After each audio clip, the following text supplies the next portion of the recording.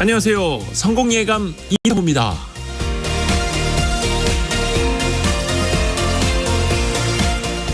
중소기업은 사람 구하기 더 어려워하고 청년들은 대기업 일자리를 선호하는 현실. 경기가 어려울수록 기업들은 당장 활용할 수 있는 경력직을 선호하고 그럴수록 청년들은 경력을 쌓을 자리가 좁아지는 현실. 나귀에 올라 말을 찾는다라는 중국 속담이 있습니다. 먼저 살 길부터 찾은 다음에 발전을 생각하라는 의미인데요. 창업을 한 기업이 우선 살아남아야 비즈니스를 확장할 수 있듯이 취업을 하는 청년도 우선 먹고 사는 문제부터 해결해야 더 큰 꿈과 포부를 달성해 나갈 수 있겠죠. 첫 술에 배부를 수 없는 것은 개인이나 기업이나 마찬가지일 겁니다. 말을 구할 때까지 기다리는 게 아니라 당장 나귀라도 잡아 타고 앞으로 나아가는 것. 경기가 어려울수록 더 필요한 자세 아닐까 싶습니다. 성공예감 이대호입니다. 출발합니다.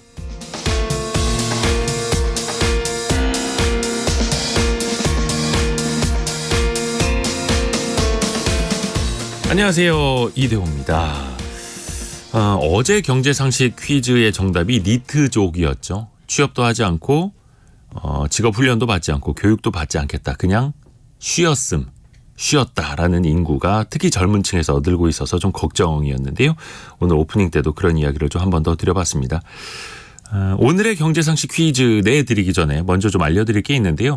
대설경보가 내려져 있는 지역들이 있습니다. 9시 현재 기준이고요. 강원도, 강릉 평지, 속초 평지, 고성 평지, 강원 남부 산지 등등 해서 강원도 지역이 넓게 대설경보가 내려져 있고요. 경상북도에서도 울진 평지, 경북 북동 산지 지역에도 대설경보가 내려져 있습니다. 밤사이에 서울 지역, 수도권에도 눈이 많이 내렸죠. 또 눈이 많이 또 쌓여 있어서 질퍽거리기도 하고요. 미끄럽기도 합니다. 사고 없으시도록 각별히 좀 주의하시길 바라겠습니다. 오늘의 경제상식 퀴즈를 지금 내드릴게요. 일단 네 글자고요. 30년간 지구 주변을 돌면서 지진과 홍수 등 자연재해를 관측했던 이것 한 대가 지구로 떨어졌습니다. 유럽 우주국이 지난 1995년에 쏘아 올린 건데요. 버스 크기만 하다고 합니다. 무게가 2.3톤에 달한다고요. 수명이 다해서 떨어진 건데 다행히 지표면에는 악영향을 미치지 않았다라고 합니다. 이걸 쏠 때는 로켓을 이용해서 쏘게 되죠. 지구와 같은 행성 주변을 맴돌게 되는 장치를 뭐라고 할까요? 네 글자로 보내주시면 됩니다. 최초에 이것은 옛 소련의 스푸트니크 1호였다고 합니다. 기억을 하실지는 모르겠는데 옛날에 우리나라 아카펠라 그룹 중에 네 글자 이 이름도 있었는데 기억을 하실지 모르겠네요. 이거 힌트가 안 됐네. 지금 염현석 기자도 모르는 눈치고. 자, 네 글자. 짧은 문자 50원, 긴 문자 100원이 되는 샵 9730으로 참여해 주시면 되겠고요. 추첨을 통해서 저희가 또 다양한 선물을 보내드립니다. KBS 콩과 유튜브를 통해서도 저희 스튜디오와 함께 하실 수 있고요. 성공예감 이대호입니다. 자주 검색하시면 성공이 가까워집니다.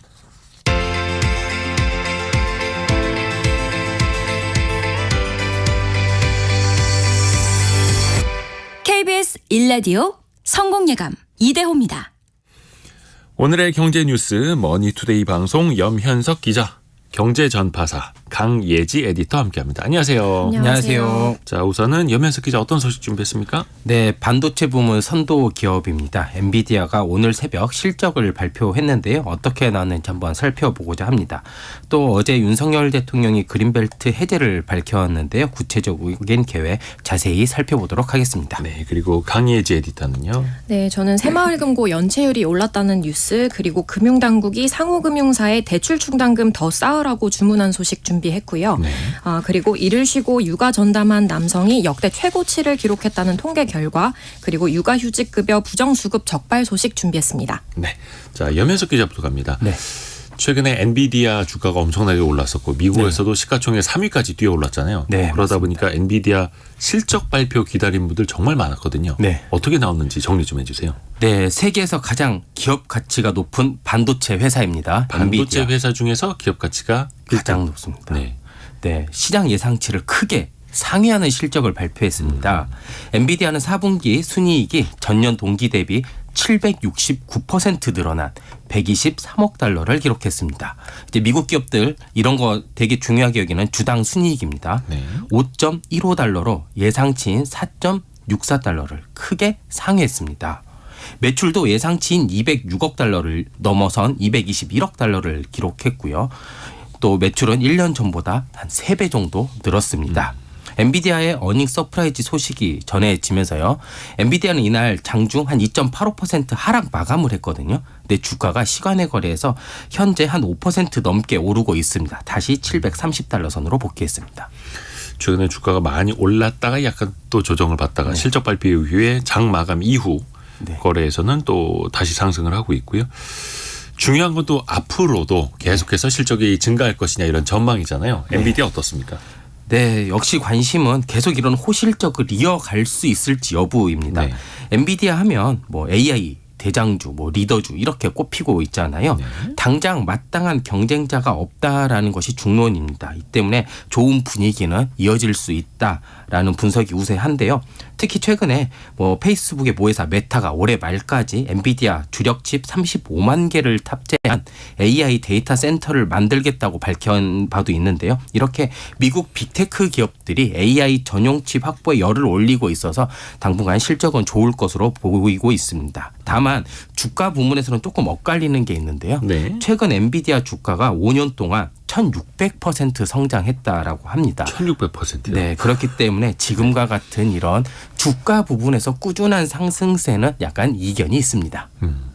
그리고 삼성전자 이야기인데요. 삼성전자가 ASML이라고 극자외선 노광 장비 전 세계에서 유일하게 만드는 회사 지분 약간 갖고 있었는데 네. 그걸 다 팔았나 봐요. 네, 그렇습니다. 삼성전자 감사 보고서를 보면요. 지난해 3분기까지 보유했던 ASMR 지분 158만 주. 지분율이 한 0.4% 정도 되는데요. 네. 이게 작년 4분기 중에 모두 처분한 것으로 밝혀졌습니다.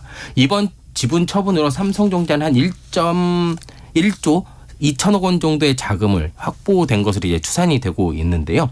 삼성전자는 지난 2012년 이제 차세대 노광기 그러니까 반도체 웨이퍼판에 빛을 쬐어서 이제 회로를 그려주는 장비인데요. 이거 개발 협력을 위해 ASMR 지분 3%를 7천억 원 정도에 매입을 했습니다. ASML. 네, ML. ASMR은 요즘 유튜브에서 듣는 그 소리. 죄송합니다. 그 저도 헷갈려요. 네. 솔직히 저도 헷갈려요. 이후에 2016년 정도에 7천억 원 투자 회수 목적으로 이제 보유 지분 절반 정도를 매각을 했고요. 지난 2분기부터 또 남은 지분을 계속 팔고 있습니다. 총 한 6조 1천억 원 정도 매각 금액을 해서 이제 자금을 확보한 것으로 보이는데요. 7천억 투자해서 한 8배 정도 수익을 올린 것으로 보입니다. 그러면 왜 팔았느냐가 중요하잖아요. 네. 예전에 어떤 좀 기사 물론 이제 뭐 오보라고는 합니다만 ASML하고 사이가 멀어지는 거 아니냐 이런 관측도 일각에서 나왔었는데 이유는 뭘까요? 이 지분을 판 이유? 꼭 그런 것만은 아닌 것처럼 보입니다. 삼성전자가 어제 반도체 투자 재원 확보를 위해서 이제 다각적인 재원 마련을 한다라고 이제 밝힌 바가 있습니다. 이 때문에 또 ASML의 이제 노광 장비가 사실 2나노미터 이하 첨단 반도체 제작의 유일한 방법이었었잖아요. 네. 근데 최근에는 반도체 분야에서 이렇게 패키징과 같은 후공정 분야에서의 경쟁력도 굉장히 중요한 핵심 요소 중 하나로 떠오르고 있다라고 합니다. 이 때문에 반도체 업계에서는 삼성전자가 ASML의 이런 노광 장비를 계속 확보하는 것도 중요하지만 사실 이런 패키징 후공정의 경쟁력을 높이는 것도 중요하기 때문에 이쪽 투자를 높이기 위해서 자금을 마련할 필요성이 있다라고 조금 보고 있습니다. 그리고 또 삼성전자는 계속해서 작년에 실적이 좋지 않았잖아요. 하지만 역대 최대 규모의 투자를 했습니다. 53조 한 1천억 원. 을 했고요. 이 가운데 한 28조 4천억 정도를 이미 집행을 했거든요. 근데 앞으로도 고대역폭 메모리 그리고 3나노 이하 초미세공정 파운드리 투자가 계속이 예정돼 있어서요. 막대한 이렇게 자금이 필요하기 때문에 여러 분야의 자금 마련책 중 하나로 지금 보이고 있습니다. 자, 강예지 에디터에게 마이크가 갑니다. 새마을금고 연체율이 올랐어요? 네, 그렇습니다. 새마을금고 중앙회에 따르면 지난달 전국 약 1,300개 새마을금고의 연체율이 6%대 중반을 기록했습니다. 작년 12월 말 연체율이 5%대 중반이었는데요. 그러니까 불과 한 달 사이에 1%포인트 오른 겁니다. 일단 이렇게 연말 결산 시점이 아닌 시기에 연체율이 6%대로 오르는 게 뭐 이례적인 상황은 아니라고 합니다. 아마 지난해 새마을금고 뱅크런 사태 기억하시는 청취자분들 많이 계실 텐데요. 당시 새마을금고 부실 우려가 커지면서 예금 고객들 해지가 한꺼번에 일어났었죠. 그 직전인 작년 6월 중순에도 새마을금고 연체율이 6%에 가까워졌다가 6월 말엔 다시 5%대로 내려갔었거든요. 네. 그러니까 다시 말해서 일시적이다 이런 겁니다. 새마을금고 중앙회와 금융위원회는 작년과 비교해서 새마을금고 부실 위험이 커진 건 아니다. 뭐 결산 시점 전후로 연체율이 1%포인트 정도 조정되는 건 뭐 통상적인 일이다. 이렇게 밝혔습니다. 새마을금고가 일반적으로 그 소수점 이하에 있는 은행들의 연체율보다 확실히 높기는 높죠. 그런데 일시적으로 더 높아졌다. 그럼 그 이유를 좀 따져볼까요? 네, 만기를 연장했던 대출이 결산 후에 다시 연체 상태로 돌아갔기 때문으로 보이는데요. 네. 새마을금고는 매년 6월 말 그리고 12월 말에 결산을 하고 실적을 공시합니다. 근데 일부 금고들이 결산 시점에 인식되는 연체율을 낮추려고 부동산 프로젝트 파이낸싱, 그러니까 PF 대출 만기를 연장한 것으로 알려집니다. 네. 그러다가 결산이 지나고 이런 대출들의 만기가 다시 돌아오니까 시기적으로 잠깐 연체율이 올랐다는 거죠. 여기에 신규 대출이 2년째 중단된 점도 연체율을 끌어올리는 원인으로 작용하고 있습니다. 새마을금고는 재작년 하반기부터 대규모 기업 대출을 사실상 중단했고요. 작년 하반기에는 새마을금고 중앙회와 연계된 건이 아니면 부동산 PF를 포함해서 200억 원 이상의 대규모 대출을 취급할 수 없도록 규제를 추가했습니다. 신규로 건전한 대출이 유입되지 않는 상태에서 기존 대출이 계속 연체되면서 연체율이 좀 잘 떨어지지 않고 있는 것이죠. 그러니까 건전한 대출이 더 많아져야 기존에 연체되던 것들이 있더라도 이게 희석이 되는데 네. 이제 그렇지를 못하고 있다. 금융당국에서는 뭐 어떻게 조치하고 있습니까? 네,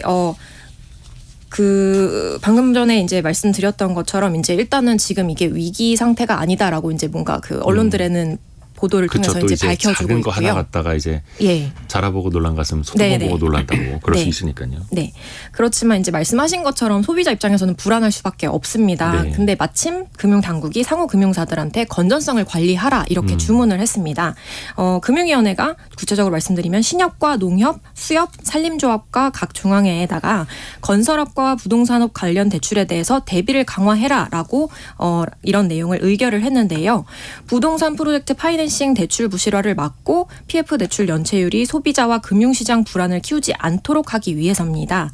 상호금융사도 저축은행사나 카드사, 캐피탈사 수준으로 PF 대출 대손충당금 요 적립률을 기존보다 30% 높이라는 게 핵심입니다. 좀 말이 어려운데요. 네. 좀 풀어드리면 은행이나 저축은행, 신협과 같은 금융회사는 개인이나 기업에 대출을 내줬을 때 입을 수 있는 손실, 그러니까 대출자가 돈을 못 갚았을 때 금액을 평가해 두는데요. 이런 손실에 대비해서 미리 쌓아두는 금액을 대손충당금이라고 합니다. 또 대출자가 채무를 갚을 수 있느냐 없느냐를 단계로 평가하는데요. 정상, 요주의, 고정, 회수 의문, 추정, 손실 이렇게 5단계로 나뉘어지는데 금융회사들은 각 단계에 따라서 대손충당금 쌓는 비율을 다르게 정해놓습니다. 이걸 대손충당금 적립률이라고 합니다. 그러니까 예를 들어서 대출자의 채무 상환 능력이 양호해서 대출에 문제가 없겠다 싶으면 적게 쌓아두고요. 확실히 좀 회수가 불가능하겠다, 갚기 어렵겠구나 싶으면 대출 내준 만큼 많이 쌓아두는 것입니다. 이제는 기존에 쌓던 것보다 30%씩은 더 쌓아야 되는 건데요. 이번 개정안은 즉시 시행되는데 시장 상황과 상호금융사들 부담을 고려해서 올해 6월부터 10%씩 단계적으로 올리도록 했습니다. 그러니까 자동차로 따지면은 범퍼 크기를 더 크게 만들어라. 네, 맞습니다. 충격을 더 잘 흡수할 수 있도록 미리미리 대비해라라는 또 뜻이기도 하고요. 자, 염현석 기자 이어갑니다. 네. 그린벨트 기준이 전면적으로 개편된다고요. 네, 그렇습니다. 윤석열 대통령이 울산에서 13번째 민생 토론회를 열고요. 그린벨트 해제의 결정적 장애였던 획일적인 해제 기준을 20여 년 만에 전면 개편하겠다라고 밝혔습니다. 지방의 경우 보존 등급이 높은 그린벨트라고 해도 더 쉽게 활용할 수 있도록 하겠다라는 건데요. 다시 말해 경제적 필요가 좀 있고 시민의 필요가 있다면 바꾸겠다라는 겁니다. 또 대선 과정에서 울산 그린벨트를 과감하게 풀 수 있도록 하겠다라고 한 약속을 반드시 지키겠다라는 차원이라고도 설명했습니다. 구체적으로 윤 대통령은 규제 해제와 관련해서요. 고도가 높거나 경사가 급하기만 해도 무조건 개발할 수 없게 막았던 획일적 규제를 없애겠다라고 강조했습니다. 네. 그러면 어디를 얼마나 어떻게 풀어준다라는 거지? 그 기준 한번 볼까요? 그렇죠. 사실상 비수도권에 있는 땅은 전부 개발할 수 있게 됩니다. 그린벨트는 1971년 도시 주변 녹지를 보존하고 무분별한 개발을 막기 위해 처음 도입됐습니다. 전국 14개 도시권에 총 5,400여 제곱킬로미터가 지정이 됐는데 조금씩 해제되면서요. 현재는 7대 광역도시권에 3,800여 제곱킬로미터만 남아 있습니다. 이마저도 2년 전에 100만 제곱미터 그러니까 한 여의도 면적의 3분의 1에 해당하는 정도의 면적까지는요. 네. 지방자치단체가 또 직권으로 해제할 수 있게 됩니다. 또 반도체, 방위산업, 원전과 같은 국가 전략 산업일 경우에는 100만 제곱킬로미터가 넘어도 상관이 없습니다.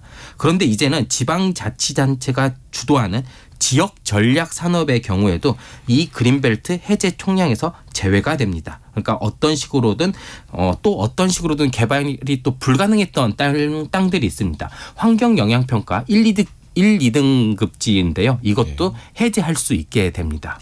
또 그린벨트에 또 좀 힘든 게 절대농지라고 농업 생산 관련 용도로만 쓸 수 있는 땅이 있습니다. 다른 개발 행위가 아예 안 됐거든요. 절대농지. 네. 근데 이것도 다른 용도로 활용할 수 있도록 풀어주기로 했습니다. 이게 각 지역별로 그런 요구가 있었다라는 네. 건데 시장의 반응은 어떻습니까? 크게 두 가지 반응이 나오고 있습니다. 우선 지역 경제 활성화에 도움이 될 것이다라는 반응입니다. 이제 지자체가 그린벨트를 해제할 수 있는 총량이 제한이 되어 있었잖아요. 100만 제곱미터로. 네. 이렇기 때문에 산업단지들이 들어오려고 해도 이 수요에 미치지가 못한 적이 꽤 있었다라고 합니다. 이거를 한 20년 만에 풀면서 이제 비수도권 지역에 여러 이제 수건 사업들로 꼽히는 사업들이 좀 빠르게 진행될 것으로 예상이 됩니다. 그러니까 사실상 지역 소멸 같은 이런 분위기에 좀 한 가지 대안이 좀 될 수 있다라는 이야기입니다. 뭐 정부에 따르면요. 지역 전략 산업 선정이 빠르면 오는 3분기 늦어도 연내에는 이제 지정이 확실히 되고 또 이게 추진 가능성이 있다라고 합니다. 이렇게 되면 아마 내년부터는 비수도권 지역의 그린벨트 해지가 좀 본격적으로 이루어지지 않을까라는 전망이 나오고 있습니다. 하지만 역시 부작용도 있습니다. 바로 네. 난개발이 예상이 된다라는 그렇죠. 건데요. 일종의 안전장치로 꼽혔던 총량 규제 그리고 이제 1, 2등급지까지 다 풀어버리면 난개발이 우려될 수 있다는 시선도 많습니다. 자, 강예지 에디터에게 갑니다. 육아를 전담하는 남성들이 많이 늘었나 봐요. 네, 그렇습니다. 통계청 국가통계포털과 경제활동 인구조사 마이크로데이터 통계인데요. 네. 지난해 비경제활동 인구 중에 주된 활동이 육아였다라는 남성이 16,000명으로 집계됐습니다. 1년 전보다 4,000명 늘어난 건데요. 이 통계가 작성되기 시작한 1999년 6월 이후 연간 기준으로는 가장 높은 숫자라고 합니다. 비경제활동 인구가 뭐냐면요. 만 15세 이상인 사람 중에서 취업도 실업도 아닌 상태에 있는 사람을 말하는데요. 그 이유가 육아나 가사 때문인 사람이 여기 포함됩니다. 육아로 인한 비경제 활동 인구는 지난 10년간 가파르게 줄어들었습니다. 2013년엔 148만 명이었는데 10년쯤 지난 2022년에는 100만 명 아래로 내려갔고요. 지난해에는 약 86만 명입니다. 그러니까 저출생 등으로 아이 키우는 인구는 전체적으로 줄어드는 상황에서 육아하는 남성은 늘어났다는 거죠. 흥미로운 통계이기는 합니다만 여전히 여성이 육아를 도맡고 있는 현실에는 변함이 없습니다. 육아하는 비경제 활동 인구 86만 명 중에 84만 명이 여성입니다. 아하. 그리고 육아를 전담하는 남성은 12,000명에서 1년 사이에 4,000명 늘어서 16,000명. 증가폭으로는 되게 커 보이는데 절대 숫자는 여전히 작고요. 그 의미를 조금 더 따져볼까요? 네, 좀 더 살펴보면요. 육아하는 남성 비경제 활동 인구 16,000명 중에 절반 이상인 8,400명이 40대였고요. 40대. 네, 30대가 4,600명으로 그 다음이었습니다. 기업들의 배우자 육아휴직 제도가 확대되고 전보다는 남성이 육아한다는 데 대한 인식이 확산한 결과로 풀이되는데요. 다만 통계청은 육아 남성 숫자가 적기 때문에 통계적 변동성에 유의해야 한다고 밝혔습니다. 앞서 말씀드렸듯이 육아로 인한 비경제 활동 인구가 줄었다는 건 절대적인 비중을 차지하는 육아하는 여성 인구가 가파르게 줄었다라는 의미이기도 한데요. 또 이번 통계에서 나타난 한 가지 특징이 여성의 경제 활동이 늘고 있다라는 점입니다. 지난해 여성의 경제 활동 참가율이 55%를 넘었는데 이 수치 역시 이 통계가 작성된 이후 역대 최고치입니다. 다만 한국경제인연합회 등에 따르면 15세에서 64세 사이 우리나라 여성의 경제활동 참가율은 2021년 경제협력개발기구 OECD 37개 회원국 중엔 31위로 다른 나라보다는 한참 부진한 것으로 나타났습니다. 뭐 맞벌이 부부가 번갈아 가면서 육아휴직을 쓰기도 하고요. 또 육아휴직 수당도 잘 나오니까요. 그런데 물론 이게 아주 일부의 문제겠습니다만 이 육아휴직 급여를 허위로 받는 사람들이 있었다고요. 네, 그렇습니다. 고용노동부가 지난해 육아휴직급여, 실업급여와 같은 고용보험 부정수급 기획조사를 벌였는데요. 그 결과 부정수급자 약 220명을 적발했습니다. 이들이 타낸 고용보험 부정수급액이 약 24억 원인데요. 그중 육아휴직급여 부정수급자가 약 80명, 금액으로는 9억 7천만 원이었습니다. 적발 사례를 보면 육아휴직에 들어가지 않았는데도 마치 육아휴직한 것처럼 꾸민 건들이었는데요. 예를 들어서 부산에서 자녀 3명을 키우는 사람은 사업장 법인도장을 찍어서 육아휴직 확인서를 허위 제출했습니다.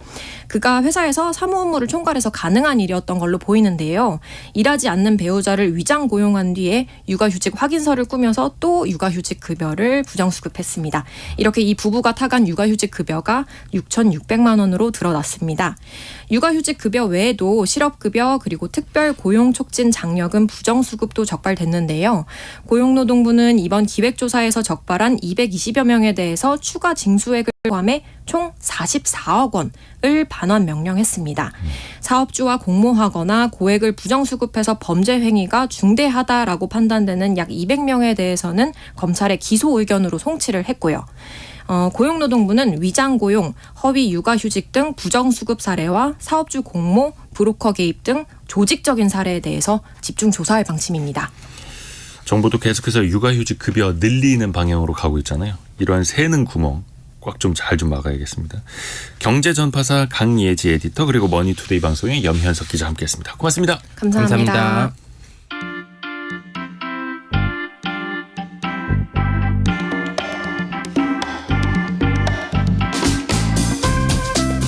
지금 여러분께서는 KBS 일라디오 성공예감 이대호입니다를 듣고 계십니다. 참여해주신 여러분께는 추첨을 통해 아름다운 식탁 창조 주비푸드에서 자연에서 갈아 만든 생와사비를, 쉽고 빠른 판촉물 제작 시너지 기프트에서 대용량 에어프라이어를, 그리고 성공예감에서 준비한 커피 쿠폰을 보내드립니다. 당첨자는 성공예감 이대호입니다 홈페이지에서 확인하세요.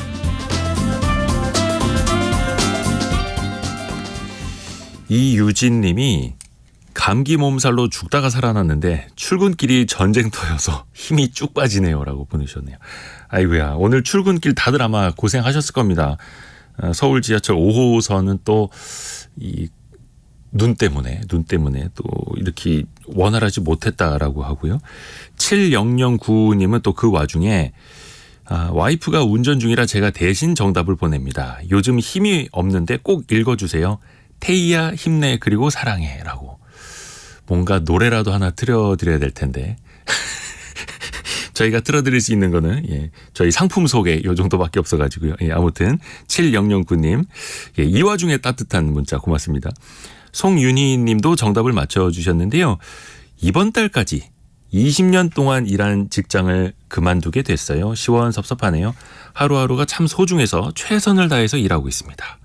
20년 동안 쉼 없이 일한 저에게 휴식이 주어진다는 게 믿기지 않고 이상하네요 라고 보내주셨습니다. 송윤희 님도 인생 2막 잘 준비하시길 바라겠고요. 또 퇴직 이후에 어떤 일을 할지 미리 좀 그려보시면 그래도 당황스럽지 않은 인생 2막이 열리지 않을까 생각이 듭니다.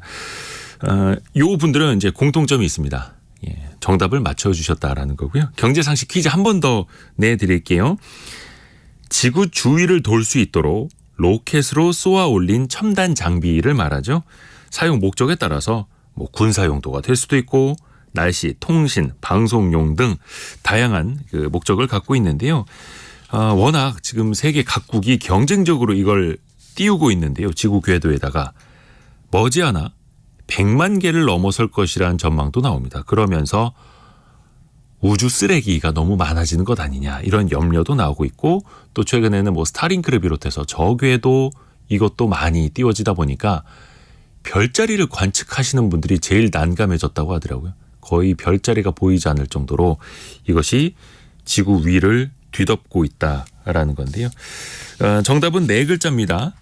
아까 4454님이 이번에 지난 1995년에 쏘아 올렸는데 지구로 다시 떨어진 이것을 ERS2라는 그 정확한 이 이름까지 맞춰주셨습니다. 오, 대단하십니다.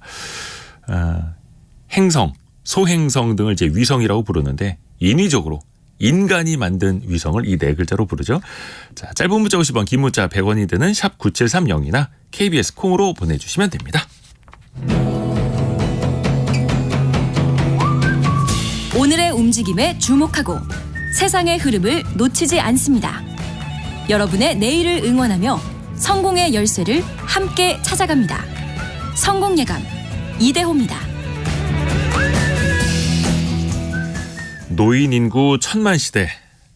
그냥 오래 사는 것보다 오래 어떻게 또 어디서 잘 사느냐가 중요한 시대인데요.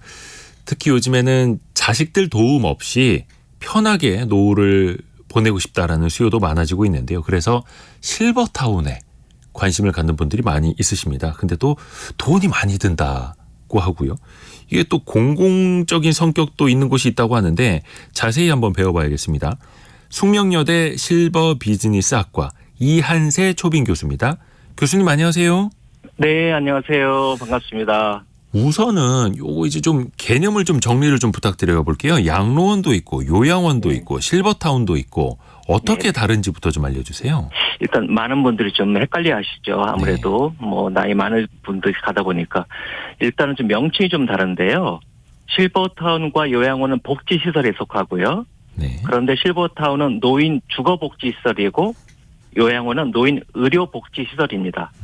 뭐 많이 비슷한 것 같은데 하나는 주거복지다, 하나는 의료복지다. 이것만 기억하시면 뭐 아실 수가 있고요. 뭐 주거복지란 뭘까요? 가서 살려가는 곳이구나. 의료복지? 여긴 내가 살려가는 곳이 아니고 집을 떠나서 어쩔 수 없이 돌봄을 받으러 가는구나. 이렇게 이제 구분을 하시면 되고요. 그래서 실버타운은 내가 어딘가를 편하게 살려가는 곳. 그리고 요양원은 내가 일부러 살려가는 곳이 아니고 집에서는 도저히 혼자서 생활이 안 돼서 누군가의 좀 돌봄을 받아야겠다 이렇게 해서 가는 곳이고요. 요양병원은 돌봄을 넘어서 거기 이제 의사가 있거든요. 그래서 아예 거기 가서는 뭐 처방도 받고 치료도 받아서 좀 재활을 해야겠다 뭐 이런 뜻입니다. 그리고 이제 양로원은 사실은 실버타운하고 아주 비슷한 개념이에요. 그래서 양로원도 주거복지시설인데 조금 낮은 급의 규모도 좀 작고 시설도 좀 작은 일종의 실버타운 형태다 이렇게 이해하시면 되겠습니다. 오늘 특히 그러면 주거에 초점을 맞춰서 실버타운을 좀 여쭤보려고 하는데요. 네. 실버타운이 돈이 좀 많이 든다고 하던데요. 어느 정도나 됩니까? 네, 뭐 인터넷 보면 뭐 비싸다 아니면 싼 데도 있다 이렇게 많이 나오는데 네. 호텔 생각하시면 돼요. 과연 호텔이 비쌀까요? 쌀까요? 1성부터 5성까지 있을 겁니다. 아하. 그래서 실버타운도 마찬가지로 저가도 있고 중가도 있고 고가도 있고요. 그래서 보통 이제 실버타운에 가시게 되면 월세 개념은 없고 일종의 전세 개념으로 보셔야 돼요. 그래서 들어가실 때 네. 전세금이라고 하지 않고 입주 보증금이라고 이야기를 합니다. 그래서 입주 보증금을 내고 그다음에 들어가면 실버타운은 안에 구내식당이 다 있거든요. 그래서 뭐 식사 비용이라든가 거기 있는 모든 시설을 이용하는 시설 비용을 다 내게 돼 있어요. 그래서 일단 입주 보증금을 내고 그것이 보통 1억 미만, 저가는 1억 미만에 월 모든 식사 다 포함해서 100에서 150만 원 정도 됩니다. 저가는. 자, 그다음에 중가로 가볼게요. 중가는 입주 보증금이 좀 뛰어서 3억 원에서 5억 원 정도 좀 비싸죠. 네, 그리고 월 생활비가 150에서 250만 원. 고가는 그보다 훨씬 더 비싸서 입주 보증금이 5억에서 한 9억 원 정도. 그리고 월 생활비는 250만 이상으로 한 500만 원까지도 합니다. 와, 보증금만 5억에서 막 9억, 10억 하고 거기에다가 월 생활비도 최대 500만 원 정도. 물론 이거는 이제 최고가. 최고가. 네네. 네. 참 죄송합니다. 자꾸 눈에 그런 것만 들어와가지고요. 그런데 월 100에서 150만 원, 보증금은 네네. 3천에서 1억 정도 하는 저가형 실버타운도 있는 거고요. 많이 있습니다. 예. 혹시 정부나 공공기관에서 운영하는 조금 저렴한 공공시설은 없습니까? 네, 지금 이제 정부에서도 많이 홍보하고 있는데 네. 우리가 늘 알고 있는 실버타운하고 이제 비슷한 것들이 있어요. 이것이 이제 고령자 복지주택이라고 그러거든요. 네. 그래서 고령자 복지주택을 보면 일반 공공 임대주택하고 똑같습니다. 그래서 굉장히 싸요. 뭐 입주 보증금이 뭐 한 1,000만 원, 그리고 월세가 한 5만 원에서 15만 원 정도 엄청 싸고요. 그리고 이제 임대형 아파트인데 왜 그러면 이것을 꼭 고령자를 위한 어떤 특화된 곳일까? 1층에는 그 고령자들이 사용하기 좋은 식당이라든가 노인 복지관 같은 것들이 들어가 있어요. 그래서 2층 이상에 살면서 필요하면 1층에 쪼르륵 내려가서 식사도 하고 다른 것들 이용할 수도 있는데 문제는 요 정부의 이제 공공임대주택인 이 고령자 복지주택은 경제적인 취약계층만 갈 수 있습니다. 그래서 뭐 돈이 많으신 분이라든가 일반 중산층을 위한 건 아니고요. 그래서 주로 이제 경제적 취약자만 갈 수 있기 때문에 좀 제한되어 있는데 예를 들면 주택이 없어야 되고요. 그다음에 재산이 한 1억 원 미만이고 그리고 월 예를 들어서 인컴 월 버는 돈이 200만 원 미만이어야 되거든요. 그래서 어떻게 보면 해당되는 분들도 꽤 있을 겁니다. 그런데 아직 홍보가 안 되어서 그런지 아직은 그 자리가 많이 있는 것 같아요. 그래서 이런 쪽도 잘 보시면은 아주 좋으니까 한번 신청해 보시면 좋을 것 같아요. 고령자 복지주택. 예. 그렇습니다. 네. 다만 요거는 실버타운보다는 약간 뭐라 해야 될까? 좀 공공 임대주택 성격일 수도 있겠네요. 네네 그렇습니다. 네. 그러면 실버타운 같은 경우에도 아까 뭐 고가형, 중가형, 저가형 이렇게 설명을 해 주셨는데 가격이 뭐 저렴할수록 시설이 좀 오래됐거나 열악하다라거나 이렇게 또 생각을 해봐야 될까요? 지금 말씀하신 부분이 실버타운에 대해 여쭤보시는 건가요? 아니면 실버타운. 실버타운. 네. 실버타운 그 저가가 왜 저가냐 하면 네. 첫째는 수도권에 있지 않아요. 수도권에 있으면 당연히 그렇게 저가일 수가 없습니다. 그리고 두 번째는 이런 저가 실버타운을 운영하는 운영자가 대부분 종교단체가 많아요. 그래서 이 실버타운을 만들어서 뭔가 돈을 벌겠다 이런 생각은 전혀 없고요. 조금 공공적인 차원에서 어디 가실 데 없는 분들이 여기 와서 우리가 뭐 잘 지내면 좋겠다. 그래서 뭐 천주교라든가 뭐 기독교라든가 이런 데 한 데가 많기 때문에 저도 거의 다 가봤거든요. 그런데 정말로 월 100만 원에서 150만 원 내고 그렇게 좋은 곳에 있기가 어렵습니다. 그러니까 많은 분들도 너무 실버타운 저가 실버타운 좋지 않을까 이렇게 생각하지 마시고 한번 가서 보시면 정말로 많이 놀라세요. 이게 어떻게 월 100에서 150만 원 내고 이런 데서 있을 수 있지? 이런 곳이 많이 있으니까 꼭 여러 곳을 가보시길 부탁드립니다. 그러면 사람들이 좀 많이 가려고 막 대기하고 막 순번 기다리고 그러지 않을까요? 수요가 많을 수 있을 텐데. 네, 그렇습니다. 지금 이제 요즘 들어서 특히 실버타운이 많이 알려졌고요.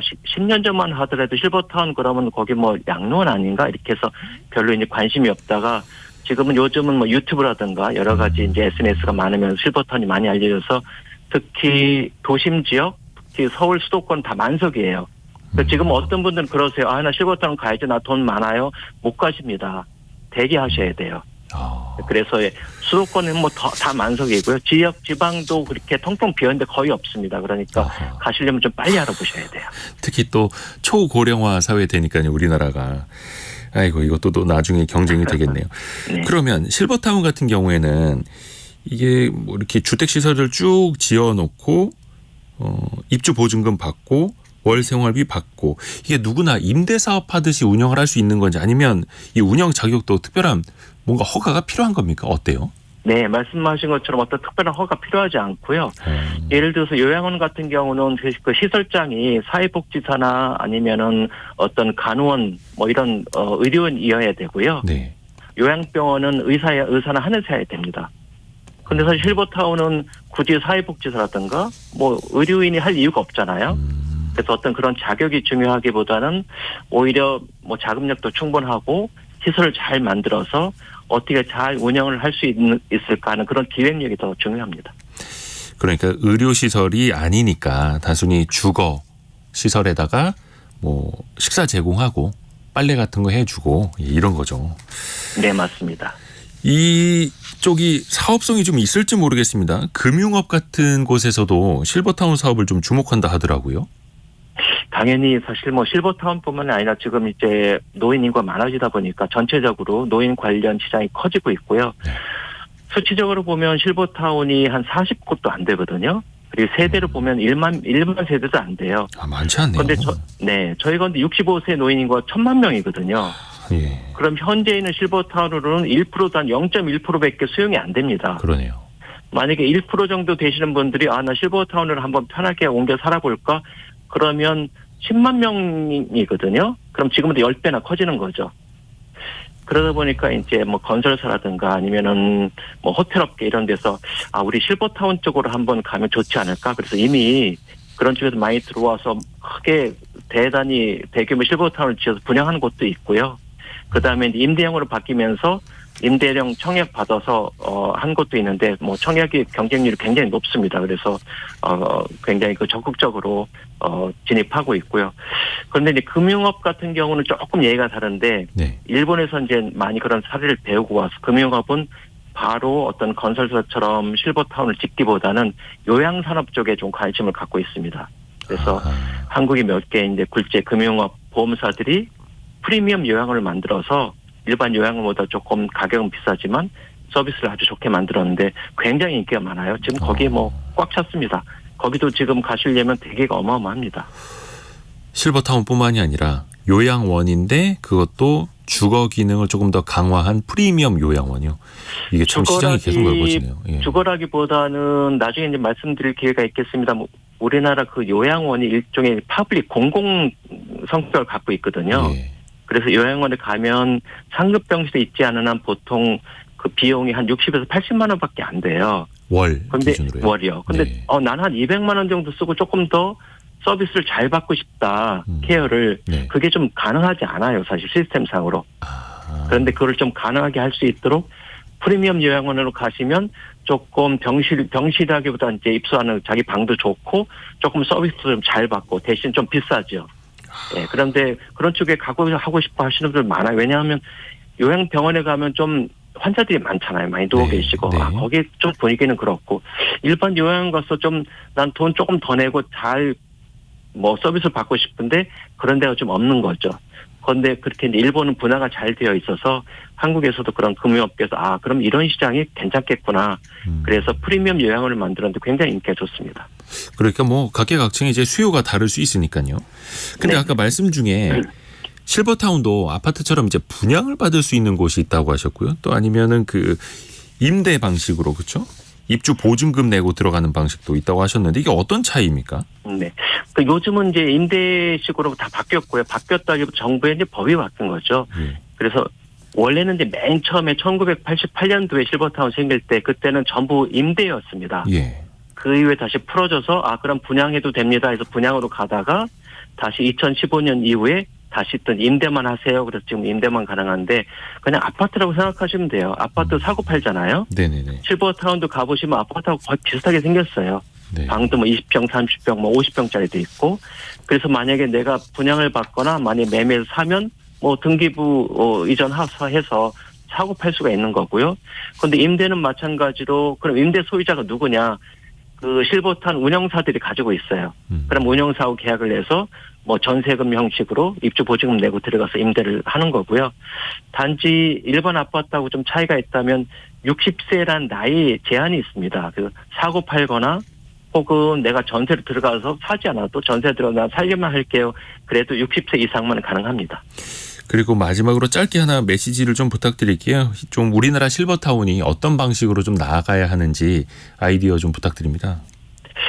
네, 제가 볼 때는 지금 실버타운이 너무 일단 숫자가 좀 적고요. 예. 그리고 숫자가 좀 늘어난다 하더라도 좀 특화돼 있으면 좋겠어요. 현재는 실버타운에 가 계시면 60대 중반에 아주 액티브한 분들 계시고 90대 거기에 침대에 누워 계신 분도 계세요. 너무 이제 오랫동안 거주하시다 보니까 연령이 이제 그렇게 노화가 되신 건데 그래 조금 액티브 시니어들이 갈 수 있는 실버타운, 그다음에 7, 80대가 가서 서비스를 받을 수 있는 곳, 그다음에 뭐 8, 90대 또 후기 고령자가 가서 돌봄 서비스를 좀 받을 수 있는 곳, 이렇게 좀 분화된 실버타운들이 많이 생긴다면 그러면 어르신들도 자기한테 맞춰서 나는 여기를 가야겠구나라고 맞춤형으로 갈 수 있을 것 같습니다. 아하.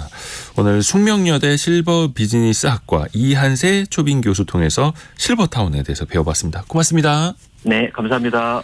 라디오 정보센터 다녀옵니다. 수도권과 강원 영서, 충청 지방에 내려졌던 대설주의보는 해제됐습니다.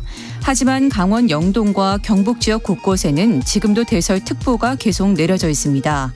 기상청은 내일까지 최대 30cm의 매우 많은 눈이 더 내릴 것으로 전망했습니다. 전공의들의 집단 사직 등 진료 거부가 오늘로 사흘째를 맞았습니다. 이로 인해 주요 병원에선 수술 연기 등 차질이 빚어지고 있습니다. 서울시 의사회는 오늘 오후 2시 걸기 대회를 엽니다. 한국은행이 오늘 올해 두 번째 금융통화위원회를 열고 기준금리를 결정합니다. 금융시장에서는 현재 연 3.5%인 기준금리를 이번에도 동결할 거란 전망이 우세합니다. 미국의 민간 기업이 시도한 두 번째 무인 달 탐사선이 우주에서 달 궤도 진입에 성공해 최종 달 착륙을 시도할 수 있게 됐습니다. 달 착륙선 오디세우스는 한국 시간 23일 오전 7시 49분에 달 착륙을 시도할 예정입니다. 지금까지 라디오 정보센터 뉴스 정한나였습니다. 아우, 저 사람 참 비호감이야 라고 해보신 적 없으십니까? 아니면 저 사람은 어쩜 저렇게 호감이 가지? 라는 매력을 느껴본 적도 아마 있으실 텐데요. 진짜 주변에서 호감 가는 사람과 비호감인 사람들 확연히 엇갈리기도 합니다. 근데 어떤 차이가 있는 걸까요? 또 나는 과연 호감이 가는 사람일까요? 비호감인 사람일까요? 한번 공부해보면 재밌을 것 같습니다. 심리학개론 연세대 이헌주 연구교수와 함께합니다. 안녕하세요, 교수님. 네, 안녕하세요. 교수님은 이제 호감형이시잖아요. 아, 네. 아유, 감사합니다. 친절하고. 네. 저랑 MBTI도 같고. 네. 기자님하고 사실 동병상련인 것 같습니다. 근데 사람들이 일단 누구는 호감으로 비춰지고 네. 누구는 비호감으로 비춰지는데 가장 큰 차이는 어디에서 온다고부터 봐야 될까요? 일단 사람들이 많이 하는 오해가 뭐냐면 내가 되게 잘 나가고 대단한 사람이 되면 네. 많은 사람들이 나를 좋아할 거라고 생각을 하세요. 근데 그게 되게 오해예요. 많은 사람들은 다 자기가 잘 나가고 싶은 거거든요. 자기가 잘 나가고 싶지. 네. 네. 그러니까 다 자기가 잘 나가고 싶은 거지. 네. 어떻게 보면 타인이 잘 되는 거에 대해서 그렇게 막 호감을 느끼지 못한단 말이에요. 오히려 질투심이라든지 시기심이 생길 가능성이 더 크죠. 그래서 가장 비호감이라고 하는 요소를 우리가 살펴볼 수 있는데 일단 호감이라는 거는 네. 원래 정의 자체가 좋게 여기는 감정입니다. 좋게 여기는 감정. 상대를 좋게 여기는 감정. 네. 그렇다면 반대인 비호감은 뭐라고 볼 수 있냐면은 안 좋게 여기는 감정이죠. 네. 그러면 가장 내가 비호감으로 찍히고 싶다면 어떤 면에서는 내가 얼마나 잘났는지 네. 내가 얼마나 대단한 사람인지를 좀 거만하고 오만한 자세로 계속 얘기하면 됩니다. 그러면 나한테 잘 보이면 너한테 좋은 일이 있을 걸 그 사람이 겉으로는 나한테 뭔가 비애를 맞추는 것처럼 보여도 나한테 진정한 호감을 갖기는 어렵겠죠. 그럼 반대로 내가 되게 호감이 있는 사람이 되고 싶다면 사실 내가 상대를 호감으로 느끼고 있는데 네. 내가 상대를 되게 호감으로 사실은 대하고 말하는데 네. 상대가 나를 미워하기는 쉽지 않거든요. 그렇죠. 나의 관계는- 진심이 통할 수 있으니까. 그렇죠. 그것도 한두 번이지 내가 계속 호감으로 대하는데 나를 막 미워한다? 이건 쉽지 않거든요. 관계는 원래 상호적입니다. 관계는 상호적인 거다. 네. 그래서 사실은 나를 깔보거나 무시하는 사람은 아무리 뛰어나도요. 비호감으로 찍히기 일쑤고요. 오히려 상대를 존중하고 상대에게 호기심이 있는 사람에게 호감이 생긴다. 이렇게 말씀드릴 수 있겠네요. 그러니까 호감은 상호적인 거고 네. 존중하고 네. 또 나에게 호기심을 보이는 사람을 또 은연중에 호감을 갖게 되는 거고요. 그러니까 요약하자면 이런 거죠. 내가 호감을 얻기 위해 엄청나게 성공을 하는 것보다 더 먼저 할 일은 뭐 그런 부분도 이제 같이 노력하면 좋은 거지만 더 중요한 건 내가 상대를 벌써 호감으로 먼저 여기는 것. 먼저 그렇게 대하는 것. 나부터. 네. 그리고 또 첫인상이 되게 중요하다고 하지 않습니까? 아, 네. 호감 비호감도 첫인상에서 바로 갈릴 수 있나요? 사실 그런 거에 관련된 많은 연구들이 있어요. 예. 그러니까 이게 왜 그러냐면 인간은 많은 정보를 접하면서 살잖아요. 네. 그리고 우리가 만나는 사람이 한두 명이 아니잖아요. 예. 이 세상 살다 보면. 그렇죠. 그러다 보니까 많은 정보가 있는데 우리 뇌는 그거를 다 감당할 수가 없다 보니까 빠르게 범주화를 시킵니다.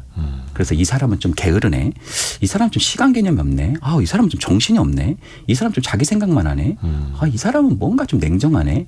이렇게 우리가 어떤 사람의 단편적인 모습을 보면서 그 사람을 범주화시키는데 그 하나의 토대가 바로 첫인상이다. 이렇게 말씀드릴 수 있죠.